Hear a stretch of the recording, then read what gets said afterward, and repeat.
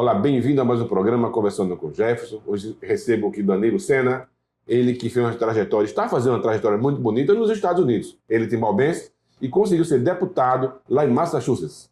Danilo, bem-vindo ao nosso programa. Obrigado, doutor Jefferson. É um prazer estar aqui, né, no seu escritório e da sua rádio, né, a sua mini rádio. Mas é para falar um pouco da minha trajetória, de como eu cheguei onde cheguei. Isso, Danilo. Você que é sobrinho de um vereador de Timbaúba que chegou a ser prefeito também. Isso, meu tio Zé Canela. Zé Canela, irmão de esposa de Iraíde. Aqui manda um abraço, dona Iraíde, a pessoa gente boa demais. Né? Eu saí daqui com 14 anos. Sim. Nasci aqui em Timbaúba, estudei até na Escola Santa Maria. Ah. E acho que não tinha uns 8, 9, 10 anos de idade, eu via a campanha que o meu tio fazia, né? Sim. E eu sempre se interessava com a política. Eu acho que fazia parte de um pouco, já vi o interesse, já vinha de criança, de querer servir a comunidade de uma maneira de poder passar leis que vai afetar todos os cidadãos. Todos, de forma geral. Né? E eu acho que é muito importante a gente estar engajado. E como foi chegando nos Estados Unidos? Você já sabia inglês? Não. A gente começou a estudar inglês. Sim. Eu assisti uns 3 meses antes de ir. Sim. Né? O meu irmão mais velho tinha ido na frente, passou 2 anos, depois voltou. Sim. E depois foi eu e minha mãe. Tá. E eu saí daqui com 14 Dona anos. Eronides. Dona Eronides. Muito bem. Ela era professora de Estado no Industrial. Sim. Ensinou lá os seus 20 e poucos anos, se aposentou e foi para lá. E aí, assim, como imigrante, a vida de imigrante não é nada fácil, né? Porque aqui já tem uma moradia, já tinha, né, uma família grande que podia nos, né, ajudar quando precisar de ajuda. E lá tinha parentes lá? Lá não. Né? Eu e minha mãe. Tinha meu irmão, que, né, como estava lá de princípio. Mas o meu primeiro trabalho foi com 14 anos de idade. Então não tinha problema trabalhar aos 14 anos? Eu comecei a trabalhar. Não tem problema lá. Não. Aqui no Brasil, tem uma certa quantidade de horas que pode trabalhar. Aqui no Brasil não pode. Até vai preso se alguém, um pai ou a mãe, eu comecei a trabalhar, eu fazia, parece que era 20 horas por semana, ou era 16. Tinha um número que poderia trabalhar. Eu trabalhava no sábado e domingo, no supermercado. Sim. Eu trabalhei no supermercado, foi o meu primeiro emprego lá. E nessa idade eu estava na 7ª série. Né? Eu fiz o meu junior high, que eles chamam que é o curso antes do 2º grau, e depois fiz a high school, que é 4 anos. Sim. Lá. E imagina, né? Esses foram os seus 6 primeiros anos, trabalhando, estudando. Fez faculdade também? Fiz faculdade. Qual foi o curso? Eu fui para o Middlesex Community College, que é em Bedford. Tem um campus lá em Bedford, Massachusetts, e Lowell, né? Okay. E eu fiz... Mas você morava em que cidade? Lowell? Eu morava em Acton. Acton. Desde que a gente chegou em Acton, foi em 2001, quando a gente se mudou daqui. E moro lá até hoje. Sim. Você teve esse privilégio de poder morar em Acton esses 23 anos já, sim. já lá. E quando eu fiz faculdade de Liberal Arts, que é Ciências Liberais, Sociais, Social Studies quase. Foi Liberal Arts and Science, é o nome do meu curso de 2 anos. Aí daí eu transferi para a faculdade UMass Amherst, que lá onde eu fiz o meu curso de Ciência Política. E antes disso eu estava até pensando em ser um engenheiro. Eu fiz 2 anos de engenharia elétrica, eu acho que eu vou voltar para o Brasil e ser engenheiro lá e depois né? Mas não, acabei estudando o que queria, o que realmente gostava. Eu falei, mãe, eu vou estudar Ciências Políticas, depois eu termino o meu curso de engenharia. E aí, quando eu terminei esse curso de Ciências Políticas, me abriu uma porta para ser um estagiário, fazer um estágio no escritório do senador. Era o curso que oferecia isso? Não, isso eu vou até contar a história como eu conheci esse senador. Né, que ele era senador atual no momento, e eu fui trabalhar para ele. Ele era senador na época também? Era. Já era senador. Aí eu consegui um emprego, trabalhei com ele por 6 anos, como diretor distrital. Aí tomava conta da sua agenda, dos eventos, fazia umas citações que geralmente quando abre uma empresa ou alguém está fazendo algo extraordinário que a gente tem que conhecer essa pessoa, assim, reconhecer pelo trabalho, se chama citation, que até hoje faço no meu trabalho também hoje em dia. Mas eu conheci esse senador quando eu estava na high school, fazendo o 2º grau. E eu falei com ele das dificuldades que eu tinha, que a minha família tinha, e que a minha comunidade tem. Como imigrante ou não? Como imigrante. Que não tinha acesso à carteira de motorista, acesso, às vezes, bolsas para estudo, porque às vezes ele limita para dar prioridade para quem é cidadão, ou que está yara. E isso foi uma das primeiras vezes que o meu contato com ele. E naquela época ele era deputado estadual, que é o mesmo assento que eu estou atualmente. Exato. E sempre quis ajudar ele na campanha, porque eu vi que ele era a pessoa certa. Eu me senti representado. Né? E depois de vários anos, aí eu me casei, me legalizei, né, assim, adquiri meu green card, e aí eu pude participar mais da política lá, né? Eu acho que tem muitas barreiras quando o imigrante chega, que não só pela documentação ou pela que quer participar, mas às vezes vem barreiras. Ou seja, além de morar numa democracia muito grande, ainda tem certas instituições ou certas leis que, infelizmente, não dão acesso a todo mundo poder votar, né? Tá. Então, depois que você recebeu o Green Card, você pode votar e ser votado? Não, a gente só pode votar quando tem a cidadania, Ah, né? Quando pegar a cidadania. Mas eles já estão abrindo leis para votar em municípios pequenos para quem só tem um Green Card. São projetos, ainda não sei já quais são as cidades, mas já qual a diferença para você conseguir a cidadania? Qual o processo que é instaurado? Isso, tem que morar lá 5 anos no mínimo, Sim. né? E às vezes certas pessoas vão para lá já com um trabalho, às vezes o próprio trabalho pode assinar os documentos para essa pessoa, mas uma comunidade brasileira lá muito grande, que eu posso dizer que quase a metade que está lá é brasileira e não tem cidadania. A cidadania ainda. Ou seja, a gente, inclusive dessa carteira de motorista que eu venho falando, a gente passou essa lei no ano retrasado, no ano passado, para dar autorização na Câmara, a gente passou na Câmara, no Senado, para autorizar as pessoas que moram lá, de outro país, que não têm os documentos, poderem aplicar para a carteira de motorista. E eu posso dizer que isso virou lei, é lei, mas foi uma batalha, Dr. Jefferson, que demorou uns 20 anos. Estou entendendo. Para chegar lá. Mas então, porque no nosso caso brasileiro, eu já tive a oportunidade de ir aos Estados Unidos, a minha carteira de motorista valia lá por 3 meses, assim, tem um período que vale, não é isso? Isso. Eu acho que vale por 1 ano. Né? Sim. Mas quando eu fui, eu perdi status. Sim. Eu perdi status porque a minha mãe se mudou para lá e não tinha mais ninguém, né, para aplicar. Sim. Né? E aí foi uma barreira muito grande. Ou seja, eu vivi o que é ser um imigrante. E aí, por isso que eu compreendi o problema maior por ser uma coisa pessoal. Essa lei foi sua? Não, mas queria que fosse... Teve 2 deputadas que já tinham introduzido essa lei. Como eu já falei, essa lei vem introduzindo já há vários anos. Sim. Né? E depois que não me afeta mais, mas assim, poder ajudar as pessoas que eu já passei por essa dificuldade, para mim foi um grande prazer. Né? Só uma pergunta, não é sobre você, mas você falou que o Green Card e a cidadania. Então, as pessoas eu pensei que ao momento que se tinha o Green Card, já era cidadão. Não, vai abrir a parte, vai abrir as portas para virar cidadão. Ok. Então, se você é casado, exato. Eu não sou advogado de imigração, mas Sim. pelo que eu entendo, Sim. se você é casado com alguém, você pode aplicar para a cidadania em 3 anos. Se não, demora uns 5 anos. Mas casado com um americano. Exato. Americano. Ou americana. A sua esposa é americana? Exato. Sim. Exato. E aí eu vejo muitas barreiras para o imigrante, né, que está lá. Uns já têm oportunidades, outros não. E aí a gente tenta trazer, porque ao nível estadual a gente pode encontrar as leis estadual. Ou seja, o que a gente pode fazer é a carteira de motorista para ajudar essa população. Já a imigração a gente não pode fazer nada, porque já é o nível federal. E infelizmente o governo federal lá também, assim, tem muitas divergências políticas, o partido. Às vezes a gente está com a maioria dos democratas na casa e no Senado, no nível federal, e ainda assim não passa uma lei migratória. Eu tenho a impressão que o presidente anterior era mais radical em impedir isso. Sim. E o atual, ele é mais a favor. Mas tem que trabalhar com o Congresso para fazer uma lei que vai beneficiar a comunidade lá inteira. Né? E para você ver, um de balbense, né? Para mim foi um grande orgulho, porque eu nunca jamais imaginei que chegar lá ia ser um deputado estadual. E como foi você chegar a deputado? Eu até às vezes eu rio, sabe, Dr. Gerson, porque às vezes eu não acreditei. Assim, como é que eu vou para outro país e lá vou ser um deputado, né? Eu até quando eu me candidatei, trabalhar já para o senador já fazia 6 anos. Eu falei, Jamie, que é o Jamie Aldridge, né? Jamie, você acha que eu tenho chance para ganhar? Ele falou, sim. E eu falei, e se eu perder? Se eu perder, você continua trabalhando comigo. Então não tenho nada a perder? Não, então vamos. Foi onde, às vezes, eu tive que sair da minha área de conforto para algo que eu não esperava, ou não tinha realmente assim, a certeza se ia ganhar o Mas partiu de você ou partiu dele essa ideia de ser candidato? Não, ele que me motivou. Sim. Que abriu a ideia. Danilo, olha, aqui está a posição aberta. Por que você não se candidata? Né? E porque por mim eu estaria trabalhando para ele. Né? Eu gosto muito da minha função, já fazia 6 anos. Para mim não queria, nem tinha interesse de mudar.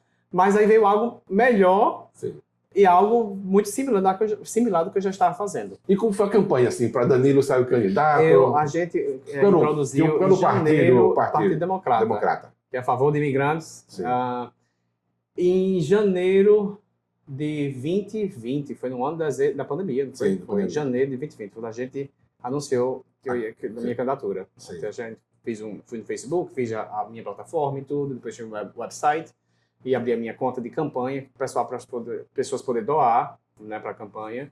E você pode doar $1, 5, 10, até 1.000 no máximo. Por cada pessoa, você por ano só pode doar até $1.000 para cada candidato.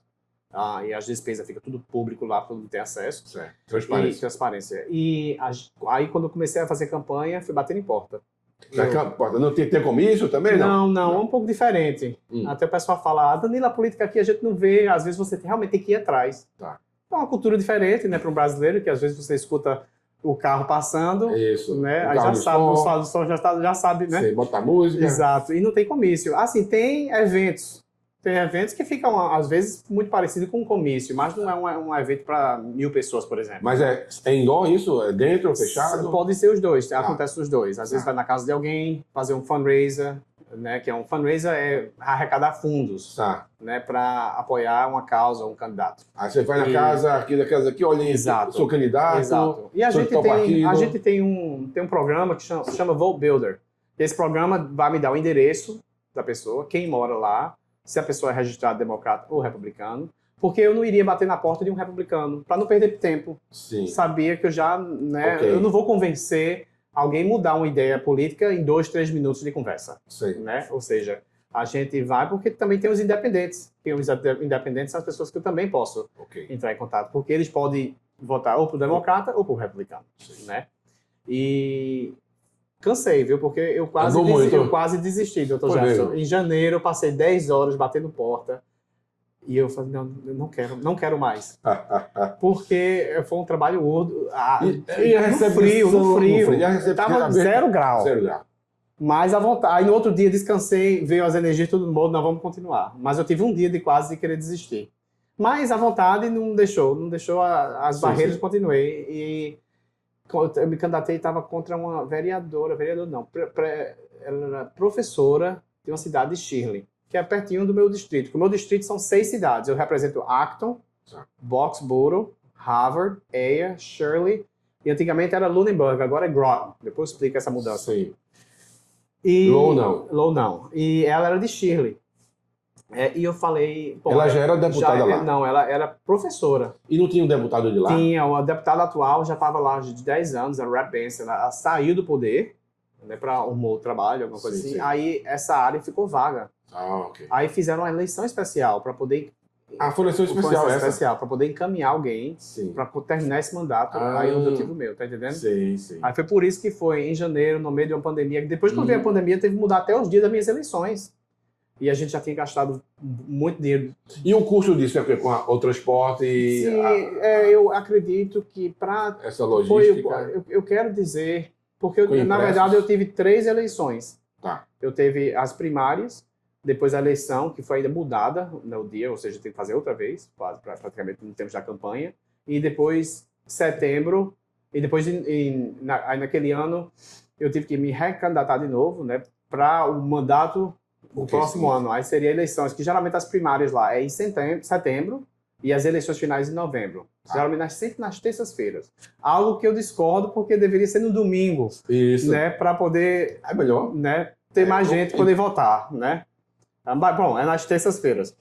E por eleições, fomos acho que entre 20 a 30 mil dólares por eleição, né? Por o custo, tá falando custo. O custo, exato. Mas o custo é com panfletos? Panfletos, o maior custo é o panfleto.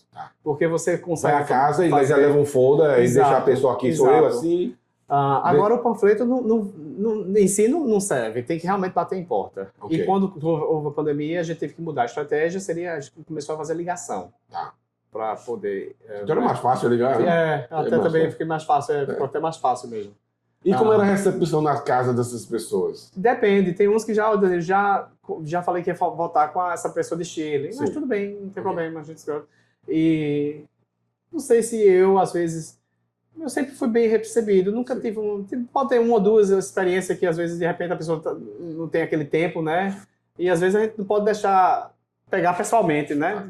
Então a sua eleição era uma vaga? Uma vaga. E só naquele período, um curto período, porque Curto era período. para fechar Exato. um período que uma pessoa havia desistido Exato. do cargo. Exato. Exato. E você conseguiu abranger assim, então, quantas pessoas ou quantitativo porcentagem disso, como é que foi? Eu não tenho os números no Sim, momento, sim, mas sim. se for no Mas, Ballot, sim. eu sei que quando eu ganhei, tinha uns 60 e poucos por cento do voto. Ah, que bom. Né? Então a campanha foi favorável. Favorável, boa. E eu acho que o que me ajudou muito, porque eu trabalhei para o senador, ou seja, eu já ia para eventos com ele, Já era conhecido. já era conhecido. Eu acho que tudo isso influenciou, Sim. porque não foi uma pessoa do nada. Tá. Foi uma E pessoa que também já era, estava... pelo que entendi, um bom senador. Uma pessoa sim, prestativa. sim. E ajuda todo mundo. Quem entrar em contato com ele, ele ajuda. Algo que eu aprendi a adquirir um pouco, Sim. né? De querer ajudar o próximo, sem esperar nada e só porque de outro partido não vai ajudar. Sim. Não, nada disso. É quem ele entra em contato, a gente tenta colaborar. Porque algo que a gente faz, Dr. Jefferson, que é muito importante, que às vezes na política o povo não sabe, que eu não sabia antes, mesmo ter se informado em ciências políticas. Sim. Eu descobri que quando a gente entra, quando eu trabalhava até como assessor, as pessoas poderiam, se ela tem um problema com seguro-desemprego, por exemplo, um problema com saúde, plano de saúde, um problema com algum departamento do Estado, eles mandam um e-mail para a gente, ou liga para a gente, e aí a gente tem, cada departamento do Estado, a gente tem um liaison. O liaison significa aquela pessoa que vai estar em contato com a agência, com o Estado, para nos dar informações. Ou seja, dar resposta do caso que está pendendo. E nisso, quando teve a pandemia, várias pessoas entrando em contato por causa do seguro-desemprego. E a gente pôde ajudar várias pessoas, posso dizer mais de centenas de pessoas com seguro-desemprego. E também Mass Health, que é o plano de saúde do público lá. E a gente pode, às vezes, fazer esse caminho um pouco mais rápido, né? Tirar a burocracia, porque às vezes facilitar, porque às vezes as pessoas que, quando entram em contato com a gente, já está pendendo, o caso já está demorando, né? E a gente tem esse poder, né? Que eu acho que para mim é uma grande caixa de apoio, se eu posso falar dessa maneira. Então veja, depois dessa já teve outra eleição. Isso, já estou no meu segundo mandato. Eu fiz esse primeiro ano, foi um curto período, e agora está no Agora o mandato lá é só de 2 em 2 anos. Ou seja, a gente trabalha 1 ano e meio e os outros 6 meses é campanha. Sim. Algo que... A cada 2 anos de eleição. Exato. Aqui são de 4 em 4 anos no Brasil. Que eu até preferia que fosse 4 em 4 anos, mas é da maneira que é feito, né? Agora, senador federal já são 6 anos. Sim. Já estadual são 2 anos. E também o federal, deputado federal, são 2 anos também. Okay. É a maneira que eles fizeram, né? A Constituição, algo que a gente também não tem como mudar. Sim. E o custo disso é tudo, o governo banca esse custo, não? Não, antigamente parece que eu não entendo como era antigamente, mas parece que antigamente tinha um certo valor que poderia dar para um candidato se candidatar, e mudaram essas regras que agora você tem que adquirir os fundos, né? Aí, como eu expliquei, qualquer um pode doar, que tem um green card ou que é cidadão pode doar, sem problema. Até mil por ano. Então não posso dar 1.000 para o meu candidato estadual Sena e 1.000 também por... Pode. Você pode botar só para cada candidato, você pode até o máximo 1.000. Okay. Mas se você tiver 2 candidatos que você gosta, mesmo que fosse na primeira eleição, sim, não tem problema. Okay. Tá? Esse aqui, por imposto de renda, só poderia ser Não. Como assim? O máximo. Tá. E a pretensão do Danilo vai ser federal também? Pensa isso? Não. Eu, na verdade, porque como eu tenho filhos pequenos e para ir viajar para Washington, D.C., né, iria causar assim, um pouco mais dificuldades com a família, né? Se eu não tivesse filhos pequenos, por que não, né? Sim. Mas por querer estar junto da família e apoiar, porque às vezes eu deixo os meus meninos na escola e pego, né? Sim. Às vezes vou para Boston, volto. Quando não dá para pegar, minha mãe pega, ou minha mulher, aí a gente sempre trabalha um pouco. Sendo federal, você tem que obrigatoriamente... Tem que estar, exato. E eu não tenho muito interesse, apesar sim, claro, que queria muito poder representar no nível federal, mas a gente está fazendo muitas mudanças no nível estadual, então... Está satisfeito com isso? E são quantos deputados estaduais? Ótima pergunta. São 160. Sim. 160 deputados na casa. Certo. E eu quero dizer que os 120, 130 são democratas, os outros 30 ou menos de 30 são republicanos. E no Senado, que a gente tem a casa do Senado também, mesmo estadual, são 40 senadores. Sim. Acho que são 5 ou 6 são Os republicanos. senadores, esses aí são 6 anos também. Não, já são 2 anos também. Ah, porque são estaduais. Exato. Ah, os estaduais, então Exato. tem o estadual, federal Exato. e o senador. Exato. Todos os 2 anos. Ou seja, cada estadual e federal tem as duas câmaras, Sim. as duas casas, né? A Casa e o Senado, Por estado. por estado. Ok. Bom, Massachusetts. Massachusetts. Muito bem. Ah, e você, Dani, poderia chegar a ser presidente dos Estados Unidos? Não, teria que nascer lá. Ah, tem que nascer. Não, esse... é um requerimento. Ok. A não ser que a gente mude as regras, É. mas não fazer. Ok, então esse aí não tem. Por enquanto, não. Não, Por enquanto, não. Quem sabe o Danilo sendo presidente dos Estados Unidos, tem um Tim Albense lá representando assim um pouco. Para mim, eu sempre queria trabalhar para o governo. Quando eu estudei ciências políticas, a minha vontade era trabalhar para o Departamento de Estado. Sim. Porque ali eu queria representar, ou mesmo trabalhar no Brasil, representando os Estados Unidos, ou vice-versa. Pela oportunidade de ser brasileiro e também americano, né? E isso me dá uma possibilidade de querer trabalhar com relações internacionais para os dois países. Algo que eu me via fazer. Mas não foi isso que Deus quis para mim, eu disse, não foi isso que aconteceu, né? Foi esse cargo de deputado estadual. Aqui no Brasil, pelo menos para federal, o cara vai trabalhar, o deputado, vai para quarta-feira e volta naquilo já está voltando quase. Imagine, infelizmente, tem essas coisas que Sim. é só no Brasil, não sei. Sim. E você tem que ir todos os dias lá, tem... Sim, então Como a gente tem votação geralmente nas quartas e quintas-feiras, Certo. né? Tem a sessão formal, onde a gente tem que estar presente para votar. Durante a pandemia, a gente votou virtualmente. Pelo telefone por causa da pandemia. E nas terças e sexta-feiras, geralmente eu estou lá terça, quarta e quinta. Tá. E nas segundas e sextas eu estou no meu distrito. Sim. Para eventos, reuniões. E quando eu estou na Câmara lá, também eles têm vários lobby day. Lobby day vamos supor, você está querendo passar uma lei que vai beneficiar os animais, por exemplo. Ou uma lei que vai mudar algumas regras. Aí vai ter um lobby day. Eles vão para a State House, né, vão bater em porta para ou reunir com os deputados e senadores para apoiar o projeto. Ou seja, todo dia, toda semana, tem algo diferente, algo novo que acontece. E para mim é como se estivesse numa faculdade, porque estou sempre aprendendo sobre projetos de leis que vai afetar não só a educação, o transporte público, o meio ambiente. Eu faço parte de 4 comitês, que é um comitê de educação, o outro comitê de Public Safety e Homeland Security, que é segurança pública, por exemplo. O outro é Cyber Security, uma coisa até nova, né? Que agora com a tecnologia. Certo. E o quarto é... Tá me dando branco agora. Consumer Protection. Do consumidor. Isso, exato. Eu gosto muito, porque a gente não fala só das leis, ou seja, quando eu introduzo uma lei, vamos supor, vai começar em janeiro, né, o mandato. Aí em janeiro eu tenho 20 dias mais ou menos para introduzir meus projetos. Aí eu tenho uns 20 projetos mais ou menos. Aí depois, cada projeto que for introduzido vai para certo comitê. Ok, passar ali se aprovando ou não. E esses comitês vão ter audiências públicas. Sim. Onde qualquer pessoa, qualquer cidadão pode vir, participar, escrever uma carta de apoio ou contra, né? E aí nesse período vai ver as minhas leis, os projetos vão ir de acordo com esses comitês. Passando pelo comitê que vai para a Câmara. Exato. Para a State House, não? Exato. Para a Câmara, para votação. E seria, ou seja, uma lei ela pode ser mandada favorable. Favorable seria favorável. Sim. Ou mandar para o Estado e você estudar mais. A mesma coisa que está quase matando a lei, né? O projeto. Ou às vezes ele atrasa um pouco também. Às vezes eles atrasam que querem ainda tomar um pouco mais tempo. Mas geralmente só tem esses dois ramos. Sai favorável, ou não favorável, ou manda estudar mais. Sim. Né? Ô, Danilo, e desse período, qual a lei que você botou lá para funcionar e você acha que foi a mais importante? Para mim, essa lei foi do Work and Family Mobility, que é essa lei da carteira de motorista. Para o imigrante e para o cidadão americano também, porque muitos imigrantes que estão lá há muitos anos, eles têm filhos lá. E às vezes quem sendo afetado por essa falta de regulação são os próprios americanos, são os filhos dos imigrantes que estão lá.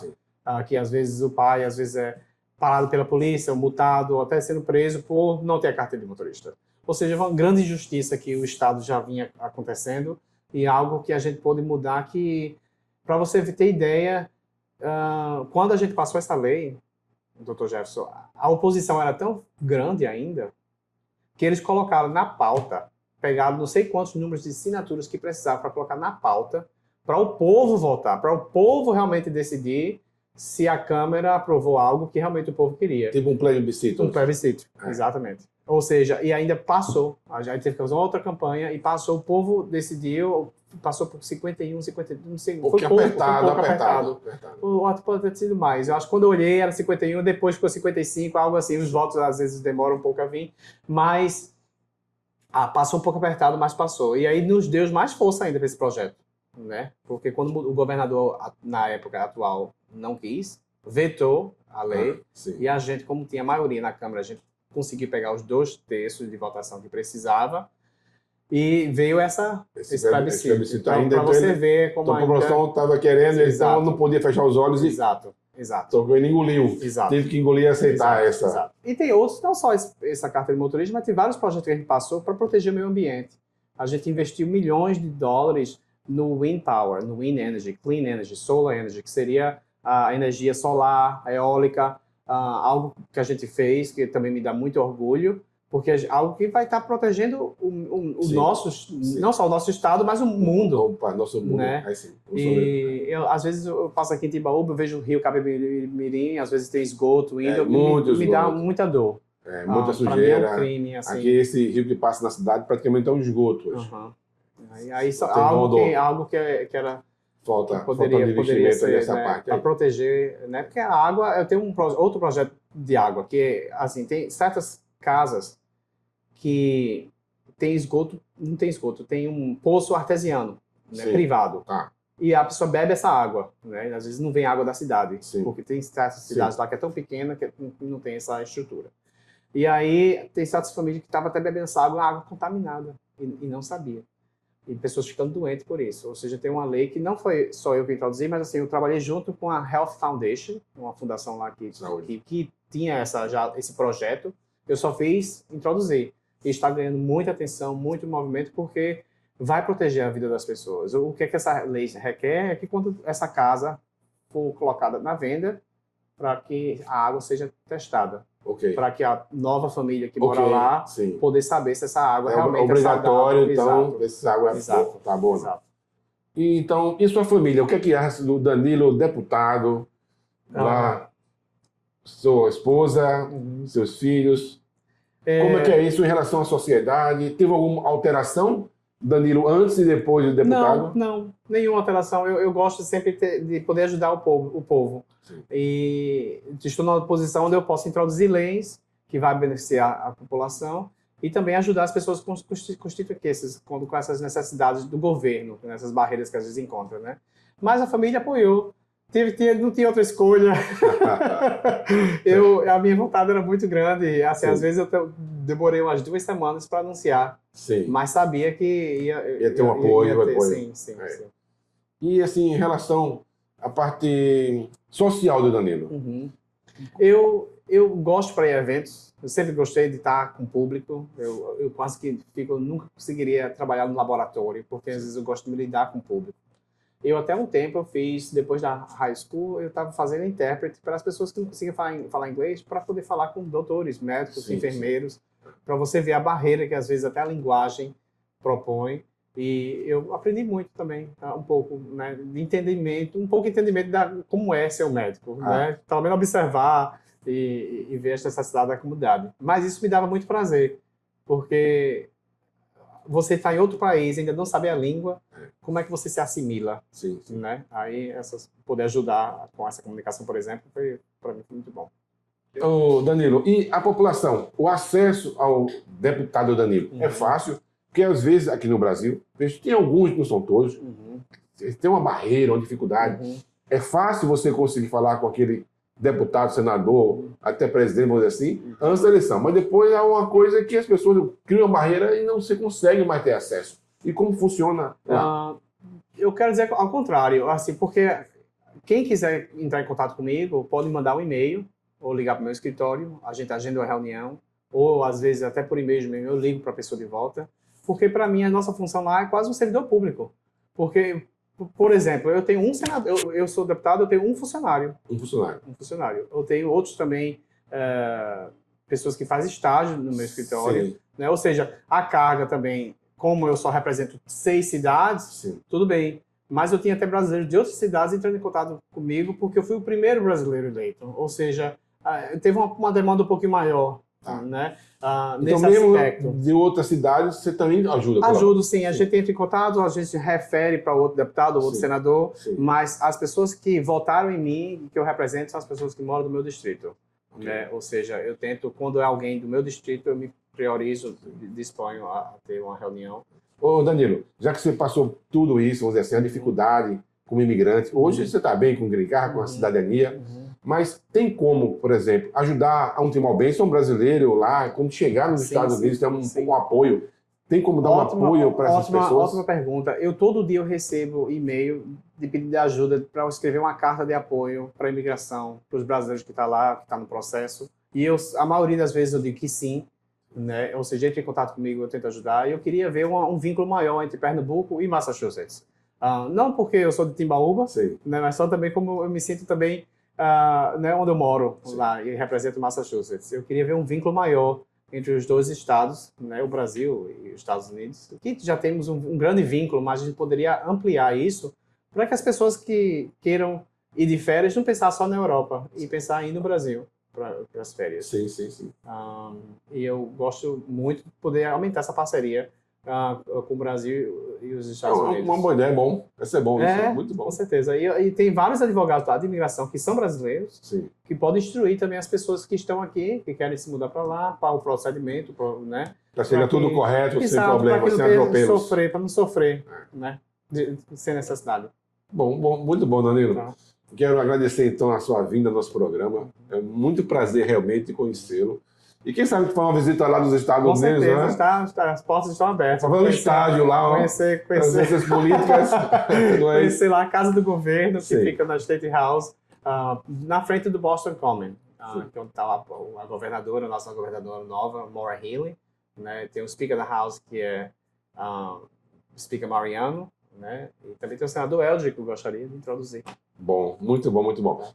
Quer deixar algum recado para o timor-bense aqui? Não, eu quero só dizer que me dá um grande prazer de estar de volta aqui, primeira vez como deputado na minha cidade de origem natal, aqui em Timbaúba, né? E ver a minha cidade sempre crescendo, aos poucos, mas crescendo.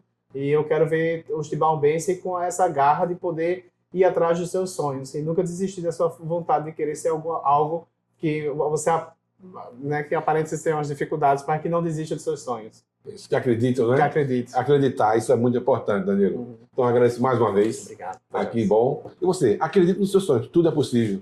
Não é? Dentro dos limites de Deus, assim, né? É isso aí. Um abraço, então. Curta, compartilhe. Manda um recado depois. Até mais.